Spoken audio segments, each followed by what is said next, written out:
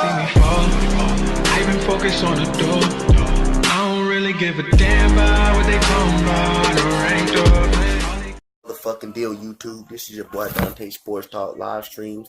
Thank you guys for supporting the channel. I'm back with another lit video again on my season review game recap of the season of the NBA basketball season. We got one more team, one more non-playoff team before we be officially in the playoff area, and then we would go skip that and go to the NFL after that. Comment, like, and subscribe. Shout out to Miss Princess Fame. My princess, shout out to aka Honey Bun, shout out to Miss Pam, shout out to Miss Curly, aka Curly Fry, shout out to Miss Shannon, shout out as well to my boy Jerron the King, my boy King, and everybody. Let's get right into the video. This next team I want to talk about, no doubt a very disappointing season. It's no doubt the team failed to put playmakers around, failed to put shooters around this guy. That's why I thought they should have put the shooters around just to relax him a little bit. Magic Johnson quit on the team, I think, late in the off season because he realized what the team wasn't progressing. I don't know, is it something more to the coach? Coach Luke Walton was fired. They hired Frank Vogel. Everybody know what I'm going to talk about. The head coach is Frank Vogel now. The executive is Rob Pelinka. But like I said, man, hey, we talking about none of the 2018-2019 LA Lakers, Los Angeles Lakers. That's a very disappointing season, 37-45. But first of all, everybody want to blame the injuries on LeBron. And yes, they were in the 4th seed in the Western Conference. They were 24-20. But guess what? I'm gonna make a case on this. Why you can't put the injury? Why you basically can't put injuries on LeBron, even though that was a legit factor? Someone answer this question. When LeBron was in the lineup, was there ever a championship threat?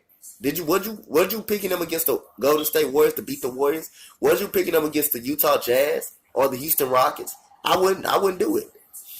I wouldn't do it. And another thing, you cannot lose to the New York Knicks when they were the worst team in the league. A team that came in LA in the Staples Center and have 10 wins. You cannot lose twice to the Orlando Magic when they were terrible throughout the first month of the season. You cannot lose to the Phoenix Suns, the worst team in the damn Western Conference. You cannot lose at home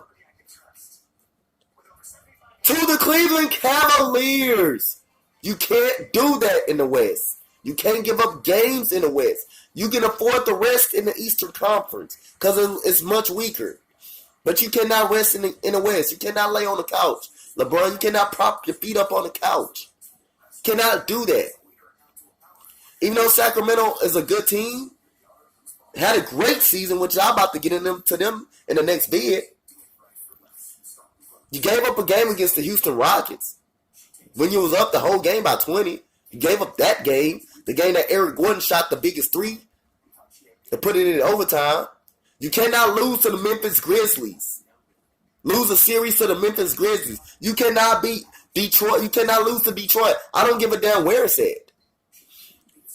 So y'all guys want to put it on injuries. You still ain't better with Kyle Kuzma in the lineup? You still ain't better with Lonzo Ball than that one of those teams? Matter of fact, you got your ass beat by the Atlanta Hawks after the All-Star break when LeBron was playing. Most of these games, LeBron played. I understand the injury made an impact, but most of the games LeBron played. Against Orlando, he was out there. Sacramento, he was out there. Memphis, he was out there. Atlanta, he was out there. What's the excuse on that?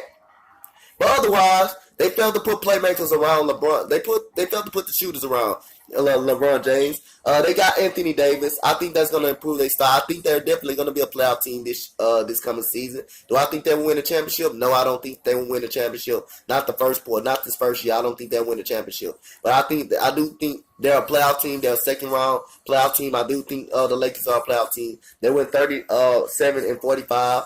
Head coach is Frank Vogel. Executive is Rob Pelinka.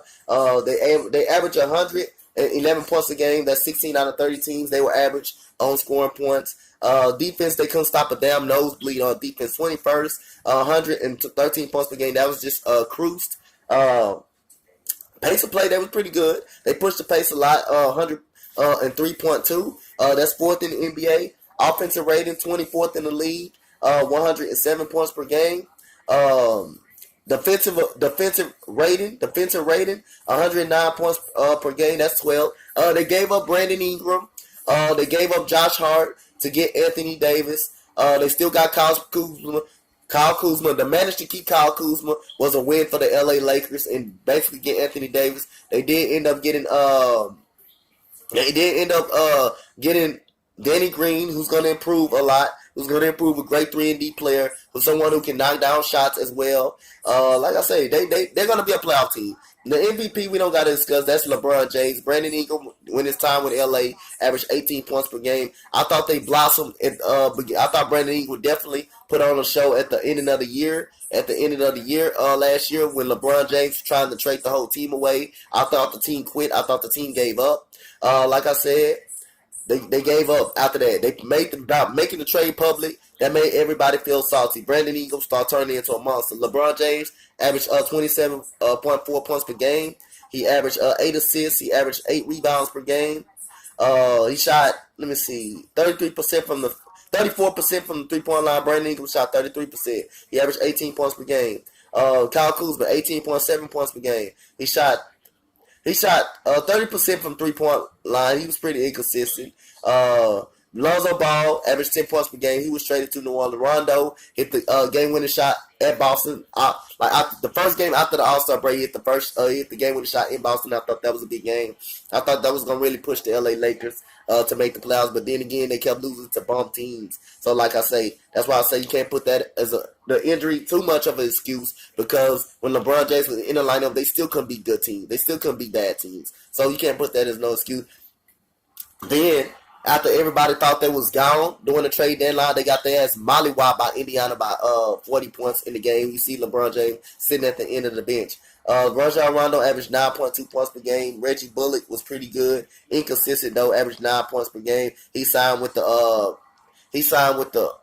New York Knicks. You got Josh Hart, who averaged 7.8 points per game. He was traded to New Orleans. KCP, they brought him back. He was inconsistent a lot. Shot a terrible shot against Houston. I don't know why he shot that damn shot, but it worked out for Houston. He averaged 11 points per game. Alex Caruso, I thought, had a great year for the Lakers. 7 points per game. JaVale McGee, who's one of the most underrated players in the NBA, who got 2 championships, who's a good rebounder, who's a good rim protector, and also improved his offensive game. He should be okay this year. And like I say, man, Mo Wagner showed some improvement. Steve McCallum showed some improvement. Like I say, I can see this Lakers team making the playoffs, the second round of the playoffs. I can really see them making the Western Conference Finals, but do I think they're going to win a championship? I don't think this year. Anthony Davis and LeBron James, it would be fun to watching them play. Again, last year, what hurt them when the trade went out public, I thought the team basically quit. I thought the young players quit. That's another thing that hurt them. But basically, their defensive side of the ball hurt them. 21st in the NBA, 113 points a game. That's a lot, giving up on defense. Giving up on the defensive side of the ball. Then LeBron James' injury did hurt them to some degree. But like I say, you can't always blame it. Injuries happen every fucking day. Football, basketball, injuries happen every damn day. So like I say, you still will lose to bad teams. You still was an average team. You still were no longer than a championship threat. Like I said, but hey, no excuse from going home, losing to the Knicks when they were 10-37, the worst team in the NBA. No excuse from losing to the Atlanta Hawks. I don't care where you're at. No excuse from getting beat by the Knicks twice. No excuses from getting beat by the Hornets. No excuse from getting beaten by them. So comment, like, and subscribe on this video, guys. What y'all think about the LA Lakers season last year? It was no doubt a disappointing season. You can add that into the equation. But like I say, they will bounce back this year. They will be definitely a playoff team. They will definitely play better this year. Like I say, comment, like, and subscribe on this video. Let me guys know what y'all guys think about the LA Lakers season last year, and what y'all guys think they need to improve on going into the next year. Thank you, guys. Shout out to Miss Princess Fame. Shout out to Miss Princess Fame, aka my honey bun. Shout out to Miss Natural. Shout out to Miss Chanel. Shout out to everybody that support me. Shout out to Miss Curly Fry, aka Miss Curly, and shout out to Miss Shannon. Shout out to Jerron King and my boy King. Shout out to my boy True Leg. Thank you guys. Much love. I'm out. Peace.